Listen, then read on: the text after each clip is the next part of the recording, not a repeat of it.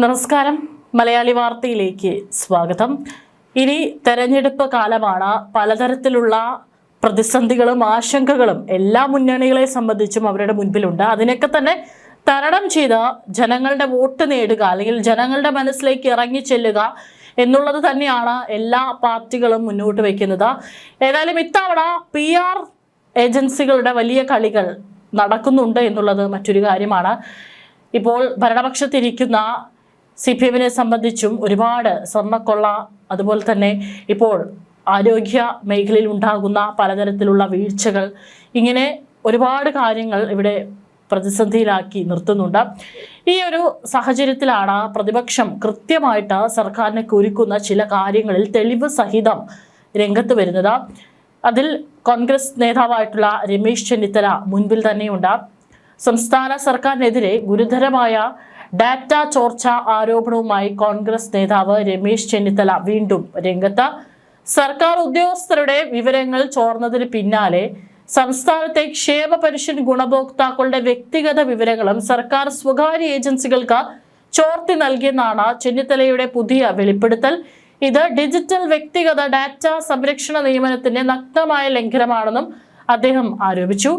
ആരോപണങ്ങളെ ശരിവെക്കുന്ന നിർണായക രേഖകളും രമേശ് ചെന്നിത്തല പുറത്തുവിട്ടു.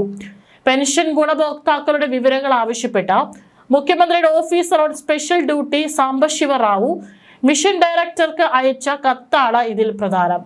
മുഖ്യമന്ത്രിയുടെ ബിസിനസ് വാട്സ്ആപ്പ് അക്കൗണ്ടിലൂടെ പെൻഷൻകാർക്ക് ബൾക്ക് മെസ്സേജുകൾ അയക്കാൻ മുംബൈ ആസ്ഥാനമായുള്ള സ്വകാര്യ IT ഏജൻസിയാണ് ചുമതലപ്പെടുത്തിയിരിക്കുന്നത്.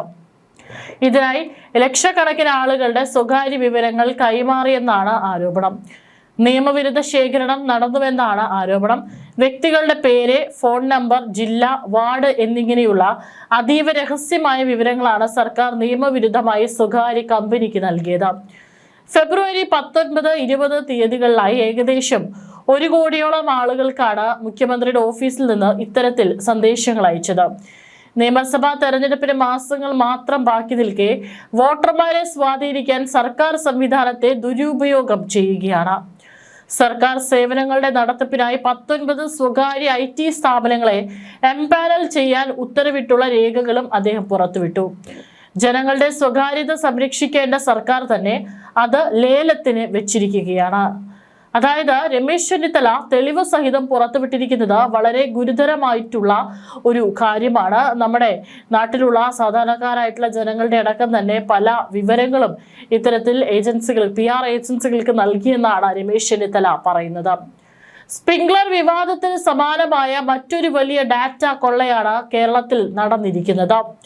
ഇതിന് മുഖ്യമന്ത്രി പിണറായി വിജയൻ മറുപടി പറയണമെന്നാണ് രമേശ് ചെന്നിത്തല പറയുന്നത്.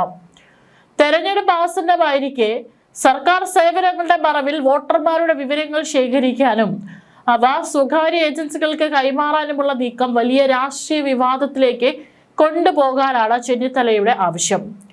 ഡാറ്റ ചോർച്ചയുടെ പിന്നിൽ പ്രവർത്തിച്ചത് മുഖ്യമന്ത്രിയുടെ ഓഫീസാണ്. മുഖ്യമന്ത്രി നേരിട്ട് 1 കോടിയിലേറെ പേരുടെ വിവരങ്ങൾ അവരുടെ സമ്മതമില്ലാതെ ശേഖരിച്ചു. തെരഞ്ഞെടുപ്പ് പ്രചാരണത്തിനായി ആ വിവരങ്ങൾ സ്വകാര്യ ഏജൻസിക്ക് കൈമാറിയെന്നും അദ്ദേഹം ആരോപിച്ചിരുന്നു. സാധാരണക്കാരായ സ്ത്രീകളുടെ അടക്ക വിവരങ്ങൾ കൈമാറി. ഇത് ഗുരുതര സാമൂഹിക വിഷയമാണെന്നും ചെന്നിത്തല പറഞ്ഞു. മുഖ്യമന്ത്രി ഓഫീസ് വിവരങ്ങൾ ആവശ്യപ്പെട്ട് അയച്ച 2 കത്തുകളും ചെന്നിത്തല പുറത്തുവിട്ടു. സ്ത്രീ സുരക്ഷാ പദ്ധതിയിൽ ചേർത്തവരുടെ പേര് വിവരങ്ങളും സർക്കാർ ചോർത്തി. ലക്ഷക്കണക്കിന് സാധാരണക്കാരായ സ്ത്രീകളുടെ വിവരങ്ങളാണ് സർക്കാർ ചോർത്തിയത്. ഇതിന് പിന്നിലും മുഖ്യമന്ത്രിയുടെ ഓഫീസ് തന്നെയാണ്. ഈ പദ്ധതിയിൽ രജിസ്റ്റർ ചെയ്ത കേരളത്തിലെ 35-ന് മുകളിൽ പ്രായമുള്ള ലക്ഷക്കണക്കിന് സ്ത്രീകളുടെ വ്യക്തി വിവരങ്ങളാണ് മുഖ്യമന്ത്രിയുടെ ഓഫീസർ ഓൺ സ്പെഷ്യൽ ഡ്യൂട്ടി നൽകിയ കത്ത് പ്രകാരം ചോർത്തിയെടുത്തതെന്നും ചെന്നിത്തല ആരോപിച്ചു. ഇതിന് തെളിവായി മുഖ്യമന്ത്രിയുടെ officer on special duty Sambasiva Rao ഫെബ്രുവരി 7-ന് അയച്ച കത്തും അദ്ദേഹം പുറത്തുവിട്ടു. സ്ത്രീ സുരക്ഷാ പദ്ധതിയിൽ ചേർത്തവരുടെ പേര് വിവരങ്ങളും സർക്കാർ ചോർത്തി. ലക്ഷക്കണക്കിന് സാധാരണക്കാരായ സ്ത്രീകളുടെ വിവരങ്ങളാണ് സർക്കാർ ചോർത്തിയത്. ഇതിന് പിന്നിൽ മുഖ്യമന്ത്രിയുടെ ഓഫീസ് തന്നെയാണ്. ഈ പദ്ധതിയിൽ രജിസ്റ്റർ ചെയ്ത കേരളത്തിലെ 35-ന് മുകളിൽ പ്രായമുള്ള ലക്ഷക്കണക്കിന് സ്ത്രീകളുടെ വ്യക്തി വിവരങ്ങളാണ് മുഖ്യമന്ത്രിയുടെ ഓഫീസർ ഓൺ സ്പെഷ്യൽ ഡ്യൂട്ടി നൽകിയ കത്ത് പ്രകാരം ചോർത്തിയെടുത്തതെന്നും ചെന്നിത്തല ആരോപിച്ചു. ഇതിന് തെളിവായി മുഖ്യമന്ത്രിയുടെ officer on special duty Sriram Sambasivarao ഫെബ്രുവരി 7 അയച്ച കത്തും കൂടിയാണ് ഇപ്പോൾ പുറത്തുവിട്ടിരിക്കുന്നത്. അതായത് ലക്ഷക്കണക്കിന് ആളുകളുടെ, പാവപ്പെട്ട സ്ത്രീകൾ ഉൾപ്പെടെയുള്ള ലക്ഷക്കണക്കിന് ആളുകളുടെ വ്യക്തി വിവരങ്ങൾ ചോർത്തി യാതൊരു മുൻകരുതലുമില്ലാതെ സ്വകാര്യ ഏജൻസികൾക്ക് കൈമാറി തെരഞ്ഞെടുപ്പ് ആവശ്യത്തിന് ഉപയോഗിച്ചുവെന്നും അദ്ദേഹം ആരോപിച്ചു. ഈ ഡാറ്റ ലഭിച്ച സ്വകാര്യ ഏജൻസികൾ ഇവ ദുരുപയോഗം ചെയ്യാൻ ഇടയുണ്ടെന്നും അദ്ദേഹം പറഞ്ഞു. ചെന്നിത്തല പുറത്തുവിട്ട കത്തിൽ 8 ലക്ഷത്തോളം സംസ്ഥാന സർക്കാർ ജീവനക്കാർ, 72 ലക്ഷം ക്ഷേമ പെൻഷൻകാർ, 3 ലക്ഷം ചെറുകിട സംരംഭകർ, സ്ത്രീ സുരക്ഷാ പദ്ധതിയിൽ പേര് ചേർത്തവർ തുടങ്ങി 1 കോടിയിൽ പരം വ്യക്തികളുടെ ഫോൺ നമ്പർ, പേര്, പ്രായം, ലിംഗം, ജില്ല, താലൂക്ക്, വാർഡ്, തദ്ദേശ സ്ഥാപനം എന്നിങ്ങനെയുള്ള കോടിക്കണക്കിന് രൂപയുടെ വാണിജ്യ മൂല്യമുള്ള ഗവൺമെന്റ് വേരിഫൈഡ് വ്യക്തിഗത വിവരങ്ങൾ സ്വകാര്യ കമ്പനികൾക്ക് കൈമാറാൻ നേതൃത്വം നൽകിയ മുഖ്യമന്ത്രി പിണറായി വിജയൻ ചെയ്തത് ക്രിമിനൽ കുറ്റമാണ്.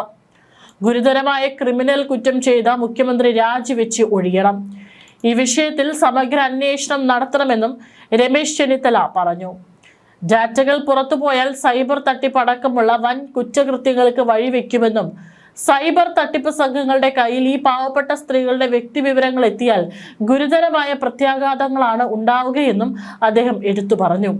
ഏതായാലും ഈ തെരഞ്ഞെടുപ്പ് അടുക്കുന്ന സമയത്ത് ഇത്തരത്തിൽ വലിയ തോതിൽ തന്നെ നമ്മുടെ നാട്ടിലെ പ്രത്യേകിച്ച് സ്ത്രീകൾ ഉൾപ്പെടെയുള്ളവരുടെ ഈ പറഞ്ഞതുപോലെ പേര്, ലിംഗം, അവരുടെ വാർഡ്, അവരുടെ താലൂക്ക് തുടങ്ങിയിട്ടുള്ള വളരെ പേഴ്സണൽ ആയിട്ടുള്ള വിവരങ്ങൾ ഇത്തരത്തിൽ മറ്റൊരു ഏജൻസിക്ക് ചോർത്തി നൽകുമ്പോൾ അവർ അത് മറ്റേതെങ്കിലും രീതിയിൽ ദുരുപയോഗം ചെയ്യില്ല എന്നുള്ളതിൽ എന്ത് ഉറപ്പാണ് നമ്മുടെ സർക്കാരിനുള്ളത് എന്നതുകൂടി ഈ ഒരു ഘട്ടത്തിൽ ചോദ്യം ചെയ്യപ്പെടുകയാണ്. കാരണം അവരുടെ ആവശ്യങ്ങൾക്ക് വേണ്ടി തെരഞ്ഞെടുപ്പ് അടുക്കുന്ന ഈ ഒരു വേളയിൽ എങ്ങനെയെങ്കിലും ജയിച്ചു കയറാനായിട്ട് പലതരത്തിലുള്ള സംവിധാനങ്ങളും ഇവിടെ പരീക്ഷിക്കുന്നുണ്ട്.